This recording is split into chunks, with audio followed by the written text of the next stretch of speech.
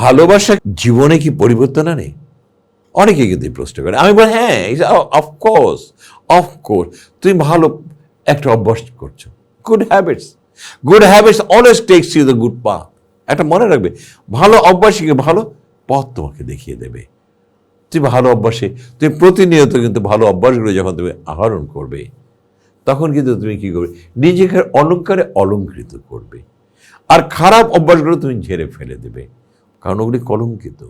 তো অভ্যাস হচ্ছে তোমার পরিবর্তন, তোমার মানসিক দৈহিক চিন্তাভাবনা সব কিছুর পরিবর্তন নিয়ে আসবে যদি ভালো অভ্যাসে তুমি পরিণত হতে পারো।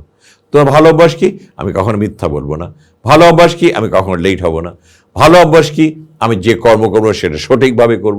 ভালো অভ্যাস কি? আমি সময়ের কখনো অপচয় করবো না। এই যে ভালো অভ্যাস, ভালো অভ্যাস, ভালো অভ্যাস, এগুলি তোমাকে কিন্তু তোমার জীবনের পরিবর্তন করে দেবে। এবং তুমি একদিন দেখবে, জানো, তুমি একটা প্রচণ্ড মূল্যবান আদর্শ ব্যক্তিতে পরিণত হবে। তখন মানুষ তোমাকে ফলো করবে, এখন আর তোমাকে অন্যকে ফলো করতে হবে না। কারণ এই যে habits, habit change a man and change the attitude of a person. সেটাই যেন তোমার হয়।